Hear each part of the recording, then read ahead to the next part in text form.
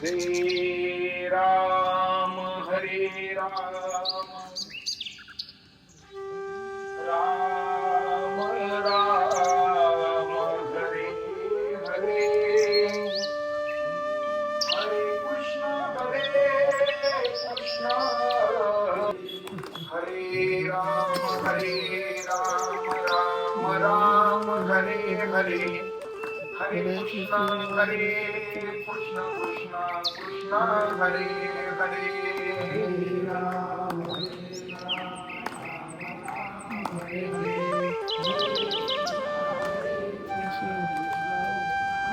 भगवान की जय। माऊली ज्ञानेश्वर महाराज की जय।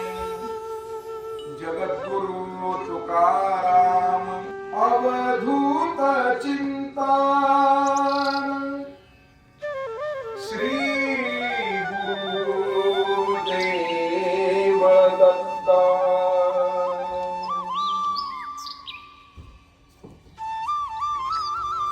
कयाते इंद्रिय बैलांची पेटी, न म्हणे अवसी पहाटी। विषय क्षेत्री अति काढी भरी, मग विधीची वाप चुकवी आणि अनायासे बीज वापरी। कुकर्माचा करवी लाभू जरी, श्री गुरुचरण सरोज रज निज मनु मुकुर सुधारी। बरन भुर भुबर विमल जसु जो दायकु फलचारी। बुद्धिहीन तनु जानिके सुमिरो पवन कुमार। बल बुद्धि विद्या देऊ मोहे, हरहु क्लेश विकार। हे दुख भंजन मारुतनंदन, सुन ले मेरी पुकार। पवन सुत विनती बारंबार।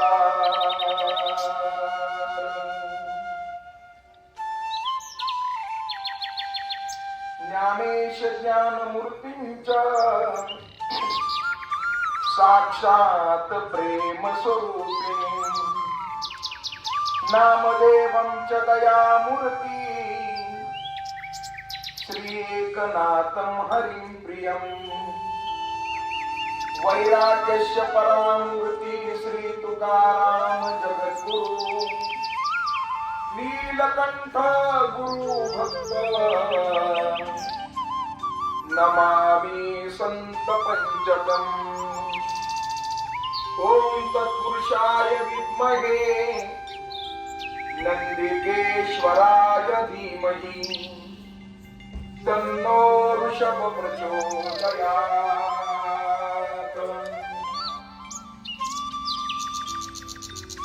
समर्थ सद्गुरु साधकांचे मायबाप माऊली महाराष्ट्र ज्ञानेश्वर महाराज यांच्या असणाऱ्या कृपा आशीर्वादानं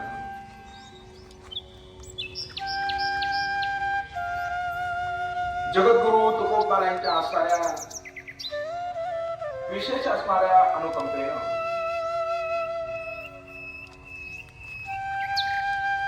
भगवान मोरेश्वरांच्या परस्पर्शानं पावन आणि पुनीत झालेल्या आपल्या ह्या तांबड्या नदीमध्ये एक विशेष अशा उपक्रमाच्या माध्यमातून आपण सर्वजण ह्या दशक्रिया स्थळावरती एकत्रित जमलेलो आहोत. एक आसारा ऋषभ, ज्याला नंदी म्हटलं जातं, ज्याला बैल म्हटलं जातं. मुसमाडे परिवारामध्ये खऱ्या अर्थानं त्या बैलाचं काय होतं, वास्तव्य होतं. आणि 10 दिवसापूर्वी निंदाण्या नावाच्या आसारी ह्या बैलाचं काय झाला, इहलोकीचा प्रवास संपन्न झाला. तत्पश्चात खऱ्या अर्थानं मला वाटतं असा भाव आतापर्यंत कोणाच्याही अंतकरणामध्ये निर्माण झाला नसावा. तो भाव असारा त्या समग्र परिवाराच्या अंतकरणामध्ये प्रविष्ट झाला. खरं तर आपल्या परिवारातून गेलेल्या सदस्यांची आपण जशी उत्तरक्रिया यथोचित संपन्न करतो, तसं खरं तर शून्यातून विश्व निर्माण जे झालं त्या पाठीमागे आसारे हे बैलाचे आसारे हे कष्ट आहे, हे कष्ट आसारे अगणित आहे. आणि हा भाव त्यांच्या मालकाच्या अंतकरणामध्ये खऱ्या अर्थानं रुजू झाला. आणि त्या ऋणातून उतराय होत असताना काही अंशानं ऋणातून उतराय होण्याचा हा प्रयत्न आहे. खरं तर त्या ऋणातून उतराय होणं तितकंच सोपं नाही म्हणा. त्या बैलानं, दिनाण्या बैलानं या परिवारासाठी केलेले कष्ट केवळ स्वतःच्या शेतीमध्ये कष्ट केले असं नाही, तर या बैलाच्या मदतीनं इतरांच्या शेतीमध्ये सुद्धा कष्ट केले. आणि त्या माध्यमातून प्राप्त होणारा थोडाफार मोबदला आणि त्या माध्यमातून या परिवाराची खऱ्या अर्थानं काय झाली, सावरासावर झाली. आज आसाराच्या बैलाच्या दशक्रियेच्या माध्यमातून आपण सर्वजण या ठिकाणी एकत्रित जमलेलो आहोत. योगायोगानं शालेय विद्यार्थी सुद्धा या ठिकाणी उपस्थित आहेत. सर्वांच्या चरणारविंदावरती मस्तक माझा पायावरी या वारकरी संतांच्या सर्वांच्या चरणारविंदावरती नतमस्तक होतो.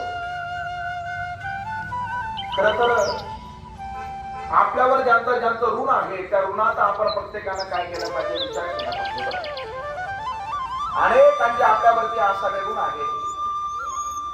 3 प्रकारच्या ऋणाचा आसार विचार आसार शास्त्रामध्ये आपल्याला पाहायला भेटतो. पहिलं जे ऋण आहे त्याचा पहिले जे उपकार आहे त्याला म्हटलं जातं दैवी उपकार. दुसरे जे उपकार आहे त्याला म्हटलं जातं आध्यात्मिक उपकार. आणि तिसऱ्या क्रमांकाचे जे उपकार आहे त्याला म्हटलं जातं भौतिक उपकार. आपल्या सर्वांवरती आसार हे ऋण आहे. मला 3 प्रकारचे ऋण आहे. आध्यात्मिक ऋण, दैवी ऋण आणि भौतिक ऋण असे 3 प्रकारचे ऋण आपल्यावरती आहेत. शहाण्या माणसानं आपल्यावरती आसाऱ्या ऋणाचा काय करावा, विचार करावा. आध्यात्मिक ऋण आपल्यावरती गुणांचा आहे. आध्यात्मिक ऋण आपल्यावरती भगवंताचा आहे, संतांचा आहे. महाराज त्या भगवंतानं बऱ्याचशा काय गोष्टी आपल्याला दिल्या. देणे हा जीव दिला दान, जग जीवन नारायण, दयाचे करीन चिंतन, गुण गाईन तया. सतपुरुषांचे आपल्यावरती आसारे उपकार याला म्हटलं जातं आध्यात्मिक उपकार. आपल्या गुरुवर्यांचे सुद्धा आपल्यावरती जे उपकार आहे. जीवनामध्ये गुरुंना फार महत्व आहे. सगळे विद्यार्थी माझ्यासमोर उपस्थित आहेत. जे शिक्षक आपल्याला शिकवतात ते आपले काय आहे, गुरु आहे. आणि गुरुविषयी आपल्या अंतकरणामध्ये काय असावा, तेवढा भाव असावा. गुरुवचनावरती सुद्धा विश्वास असावा. गुरुदेव की चरणों में हम शीश नमाते हैं, उन ज्ञान के सागर की हम आरती गाते हैं. पूर्वीच्या काळी गुरुविषयी कृतज्ञता व्यक्त करत असताना सगळे विद्यार्थी गुरूंचं त्यांच्या चरणावरती मस्तक ठेवून दर्शन घेत होते. पण आता मला वाटतं ते थोडंसं कठीण वाटतं. घेतलं पाहिजे, मला दर्शन घेतलं पाहिजे. दर्शन म्हणजे नम्रता आहे. दर्शनानं 4 गोष्टी आपल्या जीवनामध्ये वाढत असतात.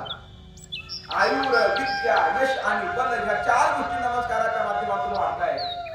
म्हणून गुरूंचे सुद्धा आपल्यावरती उपकार आहे. आणि मोरारी बापूंचं एक वाक्य आपण ऐकलं महाराज, जिसका कोई गुरु नाही उसका जीवन सुरू नाही. दुसरे जे आपल्यावरती उपकार आहे त्याला म्हटलं जातं दैवी उपकार. दैवी उपकाराचाच आपल्याला विचार करायचा.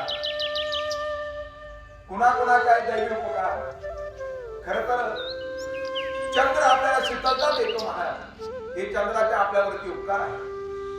चंद्राच्या प्रकाशामध्ये धान्याची निर्मिती होते, हे आपल्यावरती आसार उपकार आहे. त्याही पुढे ऐका, सूर्याचे सुद्धा आपल्यावरती उपकार आहे. सूर्य आपल्याला प्रकाश देतो, सूर्याचे सुद्धा आपल्यावरती उपकार आहे. रविचंद्र घनो, घन म्हणजे मेघ, पाऊस पडतो, पावसाचे सुद्धा आपल्यावरती उपकार आहे. पाऊस आहे म्हणून तर सर्वजण त्या ठिकाणी काय आहे, प्रसन्न आहे. त्याच्या पुढे उपकार सांगितले. गंगेचे आपल्यावरती उपकार आहे महाराज. गंगा म्हणजे नदी, नदीला सरिता म्हटलं जातं. वेगळे वेगळे आपल्याला तिला समान अर्थी शब्द पाहायला भेटतात महाराज. अशी असणारी गंगा, गंगा सुद्धा आपल्यावर उपकार करते. फेडीत पाप ताप, ओघीत तिरीचे पादप, समुद्राला याप, गंगे दैसे. गंगेचे सुद्धा आपल्यावरती उपकार आहे. आणखी पुढल्या उपकाराचा ज्यावेळेला आपण विचार करतो महाराज, वृक्ष सुद्धा आपल्यावरती उपकार करतात. वृक्ष करतात ना उपकार. वृक्ष आपल्याला सावली देतो, वृक्ष आपल्याला फळ देतात ना महाराज. आणि जिवंत आहे तोपर्यंत वृक्ष आपल्यावरती उपकार करेल याच्यामध्ये नवल नाही. वृक्ष ज्यावेळेला मृत होतो त्याचा शिष्ट असणारा लाकूड सुद्धा आपल्यावरती उपकार करतं. बरोबर. आणि तसंही जन्माला आल्यापासून आपल्या बरोबर जे लाकूड आहे, तर मला वाटतं शेवट होईपर्यंत काय आहे, लाकूडच आहे. चांद को छूने वाले इंसान, अरे देख तमाशा लकड़ी का, जब तू पैदा हुआ वो पलंग भी था लकड़ी का, माता जी ने तुम्हें सुलाया वो पलना भी था लकड़ी का, जब तू चलना शिका तो चलन गाड़ी भी थी लकड़ी की, बच्चे के साथ तुम खूब खेल खेला, वो गिल्ली डंडा भी था लकड़ी का, जब तेरी पढ़ाई शुरू हुई. पूर्वीच्या काळी पेन सुद्धा लाकडाचेच होते बरं.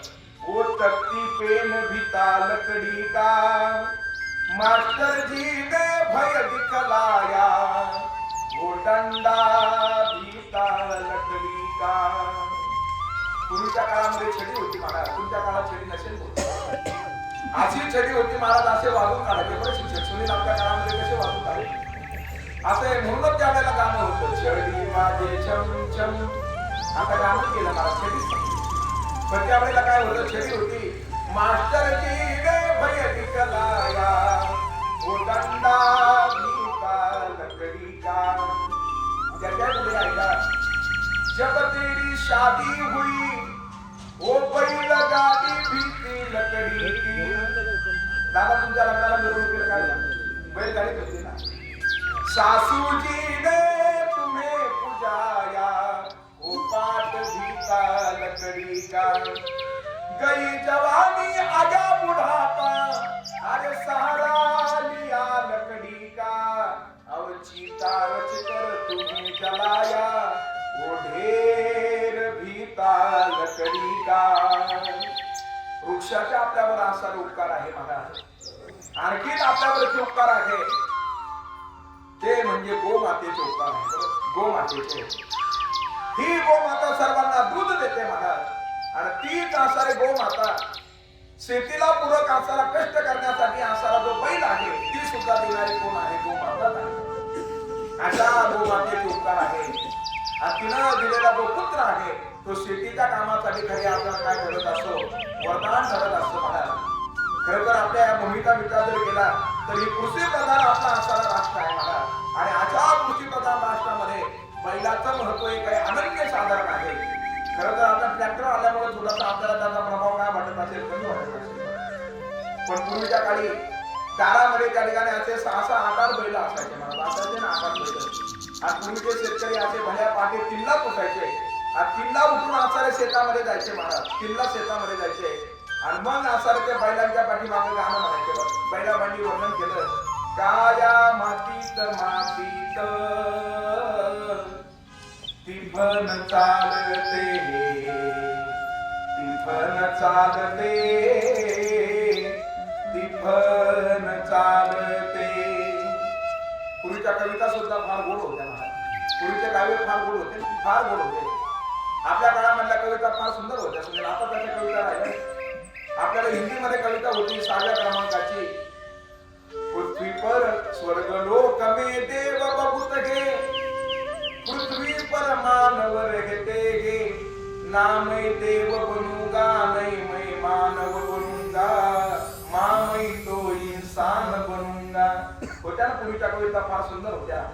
अरे खोप्यामध्ये खोपा सुगरणीचा चांगला, तिलासाठी जीवतीन झाडाले टांगला. काव्यतेमध्ये आपल्याला आनंद होता. आवडे हे रूप गोजिरे सगुण पाहता लोचन सुखावले, आता दृष्टी पुढे ऐसाचे तुरागे, जो मी तुझ पागे वेळोवेळा. कानपात्रेचा आनंद होता. नको देवराया अंता पाहू, प्राण हा सर्वथा जाऊ पागे. मराठीच्या पुस्तकामध्ये 5व्या क्रमांकाची कविता होती. उद्धवा शांत वन करदा, त्या गोकुळवासी जनांचे. मार्गश्याम होतो आहे बरं हे सगळं. त्यावेळेला आम्ही लागलेलो होतो. त्यावेळेच्या ह्या कविता सुंदर होत्या महाराज. कविता होती काया मातीत मातीत तिफन चालते, तिफन चालते, तिफन चालते. अनेक पद्धतीनं खरी हातानं कवींनी काय केलेलं आहे, वर्णन त्या ठिकाणी केलेलं आहे महाराज. सदाशिव हाताळतो नंदी बैलाच्या जोडीला, संगे पार्वती चाले ओटी बांधून बोटाला. सरीवरी सरी येती माझी नाती धुती होते, कस्तुरीच्या सुवासान भूल जीवाला पडते, भूल जीवाला पडते. वाट राघूची पाहते, राघू पण हाकतो, मैना वाढुली पाहते. काया मातीत मातीत तिफन चालते. बैल जोडीला असलाय, पती पत्नी शेतामध्ये कष्ट करताय. आणि असं कष्ट करत असताना छोटस लेकरू त्यांच्या सोबत असायचं महाराज. कुठेतरी झाडाला झोळी बांधली जायची आणि त्या लेकराला त्या झोळीमध्ये टाकलं जायचं. बैलाबाईचे शब्द फार सुंदर आहे. झोळी झाडाला टांगून राब राबते माऊली, इथं झोळीत या जीवा होते पारखी सावली. अभिषेकात घामाच्या आस देवाचं पूजन, एक हालती डोलती जणू करती भजन. गव्हा जोंधळ्यात तवा सोन्या चांदीला काकते, जशी चांदीला काकते कपासी फुलते. फार सुंदर वर्णन केलं महाराज. शेतकरी जीवनाचं वर्णन त्या ठिकाणी केलं. आणि अशा शेतकरी जीवनामध्ये खरी अर्थानं शेतामध्ये कष्ट करत असताना जर अविभाज्य घटक जर कोण असेल तो केवळ आणि केवळ बैल आहे महाराज. तो बैल असा फार कष्ट करतो, फार कष्ट करतो. खर तर पाहुलं गेलं मालक त्याच्याकडून कष्ट करून घेतो महाराज, पण खरं कष्ट करण्याचं सामर्थ्य कोणामध्ये असं बैलामध्ये असतं. हा बैल याला म्हटलं जातं नंदी आणि याला म्हटलं जातं ऋषभ. ऋषभ त्याचं एक असताना नाव आहे, ऋषभ त्याचं नाव आहे. खर तर हा जो नंदी आहे, हा जो बैल आहे, हा भगवान महादेवांना फार प्रिय आहे महाराज, फार प्रिय आहे. भगवान महादेवांना फार प्रिय आहे. म्हणून तर भगवान महादेव सुद्धा वाहन म्हणून त्याचा स्वीकार करतात ना महाराज, करतात ना.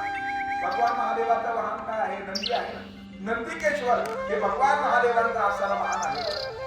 ते भजनामध्ये आपण म्हणतो ना, ओम धवल्या नंदीवरी स्वारी आले नाचत त्रिपुरारी. ओ आवड तुला बेलाची बेलाच्या पाना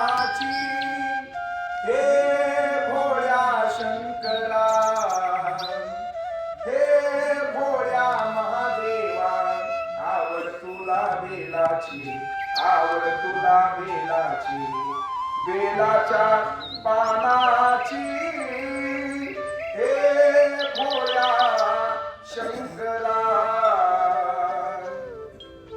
सुंदर भजन त्या ठिकाणी केलं जातं. त्रिशूळ डमरू हाती संगे शोभे पार्वती हातामध्ये घेऊन धारी नंदीवरी करी स्वारी. भगवान महादेव त्या नंदिकेश्वरांचं स्वतंत्र वाहन म्हणून काय करतात स्वीकार करतात. त्या नंदिकेश्वरांचा जन्म इतिहास मोठा सुंदर सांगितला. शिलाद नावाचे असणारे ऋषी आहेत. बरं, शिलाद नावाचे ऋषी आहेत आणि ते जे ऋषी संतती प्राप्त व्हावी असा त्यांच्या अंतःकरणामध्ये भाव निर्माण झाला. आणि असे शिलाद आता भगवान महादेवांचं स्तवन करतायत. महादेवांचं स्तवन करतायत. एका पायाच्या एका अंगठ्यावरती उभा राहून असं सूर्याकडे दोन हात वरती करून पाहताय आणि त्या महादेवांचं स्तवन करताय. भोले बाबा से निराला जग में और ना कोई जिनका डमरू डम डम बोले आगम निगम का भेद ही खोले प्यारे शिवजी से निराला जग में और ना कोई. आता वर्षाची तपश्चर्या केली महाराज. काय ऋषींचं नाव ऐकलं ना आपण? काय नाव ऋषींचं गेलं का लक्षात? काय नाव सांगितलं ऋषींचं? शिलाद नावाचे ऋषी आहे. त्यांनी 1000 वर्ष तपश्चर्या केली. भगवान भोलेनाथ अवतारे प्रकट झाले. काय पाहिजे? चांगली संतती पाहिजे. अशी चांगली संतती पाहिजे म्हणून आशीर्वाद देऊन टाकला आणि परिणाम असा झाला त्या शिलाद नावाच्या ऋषींना मुलगा प्राप्त झाला महाराज. आणि तो एवढा मुलगा प्राप्त झाला, अप्सरांना आनंद झाला, गंधर्वांना आनंद झाला. स्वर्गातून अवतारे देव आता पुष्पवृष्टी करू लागले आणि शिलादाला तर फार विशेष आनंद झाला. शिलादाने विचार केला, याच्या प्राकट्याने जर सगळ्यांना आनंद जर होत असेल, मग हा सगळ्यांना जर आनंद देणारा असेल, याचं नाव आपण नंदी ठेवू. आणि त्याचं नाव नंदी ठेवलं महाराज. नंदी ठेवलं. लहानचा मोठा होऊ लागला.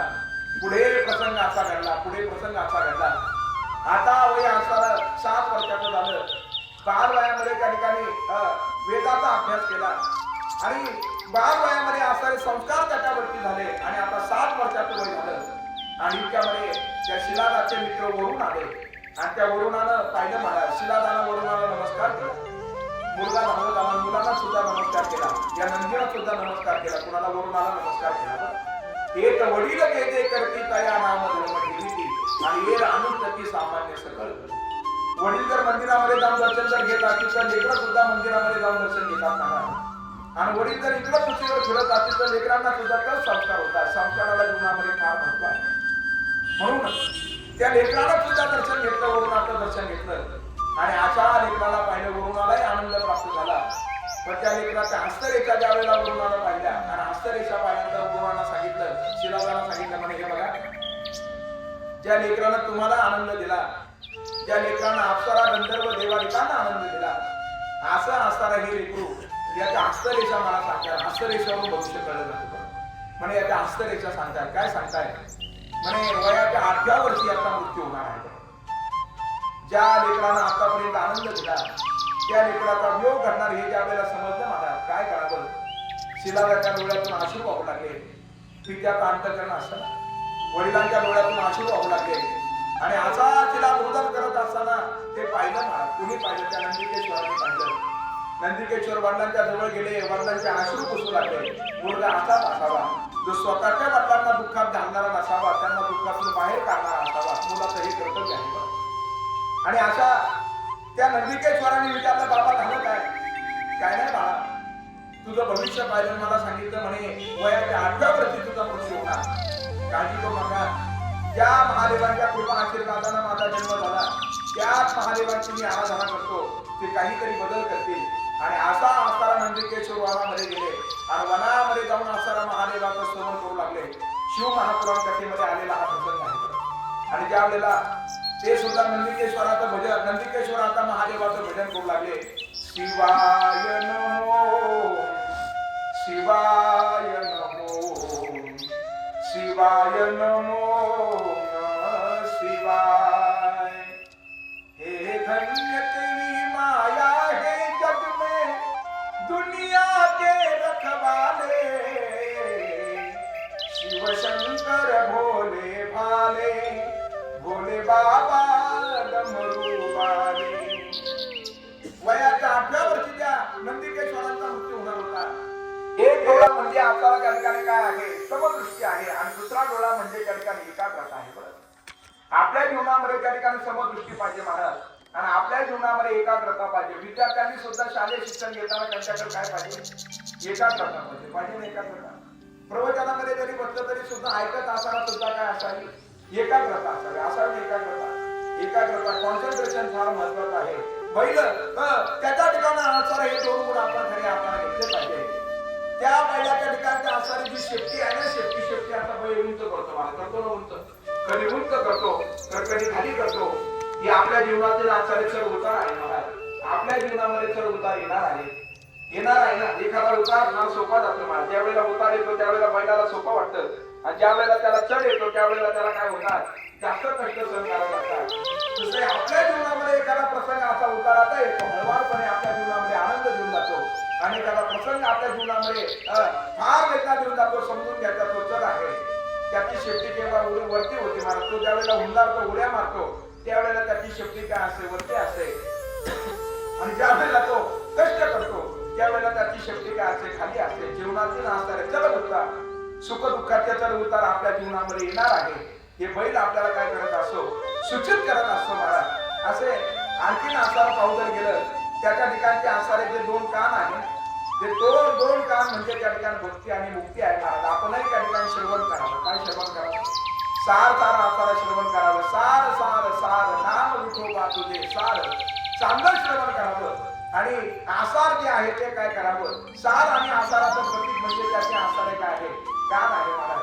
असा आसार त्या ठिकाणी बैल, जो आसारा त्या स्वतःच्या मालकाच्या शेतामध्ये त्या ठिकाणी राब राबतो, आणि असा आसारा त्या ठिकाणी मुसमाळे परिवारामध्ये घरी आणताना जो बैलाचं ज्या परिवाराला संगोपन केलं, आणि ज्या आसाऱ्या बैलाच्या कष्टावरती या परिवाराची आसारी काय झाली, एक आसारी समाजामध्ये ओळख निर्माण झाली महाराज. कामार कष्ट आसार हे परिवार करत असताना त्या कामार कष्टाला जोड होता, तो म्हणजे आसार. या जिंगाण्या बैलाचा आसारा जोड खरे आसार या मालकाला होता. म्हणून तर त्यांची आसार ही कृतज्ञता व्यक्त करण्याचा त्यांच्या मनामधला हा मानस आहे. आपण दैवी उपकार पाहत होतो महाराज. गो मातेपासून आलो होतो, तिनं आपल्याला दिलेला हा ऋषभ, आणि त्या ऋषभाविषयी आपण त्या ठिकाणी थोडासा चिंतन करण्याचा काय केला, प्रयत्न केला. मनुष्याला नेहमी कृतज्ञ असावं. आपल्यावर आसार उपकाराची परतफेड करण्याचा आपण काय करा, प्रयत्न करा. आणि मुख्या प्राण्याला सुद्धा भावना असतात महाराज. त्यांना फक्त बोलता येत नाही, मुख्या प्राण्याला सुद्धा भावना असतात.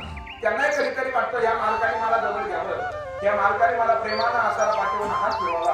कधीतरी त्यावेळेला मालक त्या बैलाच्या जवळ जातो, आणि मालकच्या बैलाच्या वाटेनं हात फिरवतो. तो बैल सुद्धा प्रेमानं त्या मालकाला चालतो ना, तो बैल त्या मालकाला त्या ठिकाणी चालत असतो.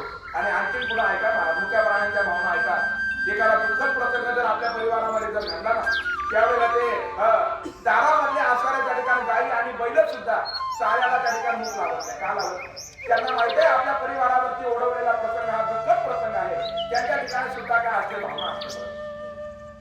ते सोमेश्वरगिरी बाबा होते, योगीराज गंगागिरी बाबांच्या बेटावरती आसारा. बाबांच्या नंतर ते त्या ठिकाणी काय होते, मठाची पती होते. त्यांना कीर्तनाला जाण्यासाठी बैल जोडी होती. ते फक्त बैलावर गाडीमध्ये बसले तर बैलांना सांगायचे अमुक गावाला आपल्याला कीर्तनाला जायचं असं सांगायचं. आणि बाबा असं ध्यान करायचे, बाबा चिंतन करत चालायचे, आणि जिथं जाऊन बैल उभा राहील समजून घ्यायचं ते गाव त्या ठिकाणी आलेलं असायचं. एवढे बैल त्या ठिकाणी हुशार होते. काही वेळेला आणखी एक बाबांचं उदाहरण आम्ही ऐकलं महाराज. त्यांनी फक्त बैलाला सांगायचं, काय सांगायचं, तुमची जिथे इच्छा असेल तिथे कीर्तनाला येतात. आणि मग ते बैल त्या गावाच्या मंदिराच्या समोर यायचे महाराज, त्या बाबांना घेऊन यायचे. त्या गावामध्ये थांबले तर आहे, ते जर पुढल्या गावामध्ये जर गेले तर पुढल्या गावामध्ये कीर्तन. इतक्या बैलांवर त्यांचा काय होता, विश्वास होता. तर ते सोमेश्वरगिरी बाबा ते बैल त्यांना तिथपर्यंत घेऊन जायचे.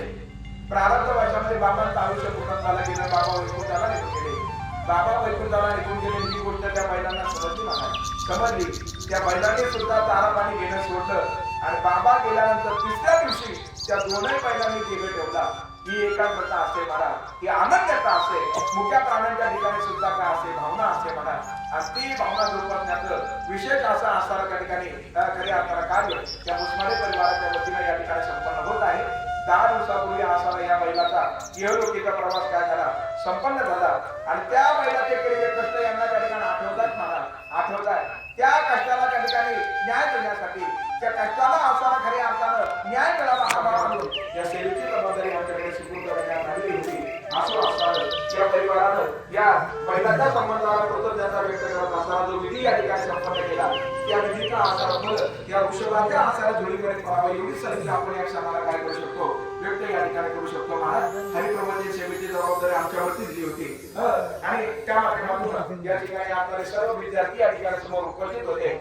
आपल्यावर असणारे जे उपकार आहे त्याचा विसर पडू देऊ नका. आपण कृतज्ञ होण्यापेक्षा सर्व कृतज्ञ राहा. एवढे 2 सूत्र जरी आपण आजच्या प्रवचनातून घेऊन गेले तरी आपलं प्रवचन आपलं काय झालं, सफल झालं महाराज. ज्याचे ज्याचे आपल्यावर जे उपकार आहे त्यांना केव्हाही आपण त्या ठिकाणी विसरू नका. आपण दुसऱ्यावर केलेले उपकार स्मरणामध्ये ठेवूच नका. आणि दुसऱ्याला आपल्यावर केलेले उपकार त्याचा केव्हाच विसर पडू देऊ नका. दोन्ही सूत्र फार महत्वाचे आहे. शेतामध्ये ज्यावेळेला बैलाच्या पाठीमागे शेतकरी पेरतो बैल पुढे जातो, शेतकरी पेरत जातो. आणि पेरत चालत असताना जे पेरलेलं बियाणं आहे तो झाकून ठेवतो व उघडत असतो. काय करतो तो, झाकून टाकतो. त्याला राष्ट्रीय म्हणतात ना. माझ्या मनाचे शब्द नाही नामकारा म्हणताय, नाना गोष्टीवर वापरून काम पैसे घाकीचे निपजणे टाकून घ्या. तसं केलेलं आपण दुसऱ्यानं आपल्याला केलेले जे आपण दुसऱ्यावर केलेले जे उपकार आहे ते दाखवून ठेवा. आणि दुसऱ्याचे आपल्यावर असणारे उपकार कधीच विसरू नका. आणि त्या उपकाराला न्याय देत असताना त्या बैलाच्या ऋणातून उतराय होत असताना हा विधी या ठिकाणी संपन्न होत आहे. पुन्हा एकदा सर्वांच्या चरणावरती या ठिकाणी नमस्कार होतो. आणि आजची असणारी सेवा प्रभू रामचंद्रजींच्या चरणी समर्पित करतो. रामकृष्ण हरी, रामकृष्ण हरी. व्यक्तिमत्व जे आहे त्या ठिकाणी माझ्या समोर बसलेलं सन्मान्य श्री बापूराव आनंदजी मुसमाडे पाटील, त्याचबरोबर त्यांचा परिवार बसलेला आहे. आणि एका प्राण्यांचे व्यंकटे सांगलो तया सत्कर्म रती वाढो भूता परस्परे परो मैत्री देवांचे दुरितांचे तिमिर जावो विश्व स्वधर्म सूर्य पाहो जो देवांची तो ते लावो प्राणिजात वर्षत सकळ मंडळी ईश्वर निष्ठांची मांडियाळी अनवरत भूमंडळी भेटतोया भूता सला कल्पतरूचे आरव क्षेत्रा चिंतामणीचे गाव बोलते ज्ञानव पियोशांचे चंद्रनेले आलंचन मार्तंडजे तापहीन ते सर्वै सदा सज्जन स्वरे होतो किंबहुना सर्व सुखी पूर्ण होनी ते लोकी भजजुआदि पुरुषी अखंडित आणि ग्रंथोपजीये विशेष लोकी द्रष्टा द्रष्ट विजय व्हावेजी एक मने श्री विश्वेश्वरावो आव होईल दान प्रसावो देवरे ज्ञानदेव सुख्या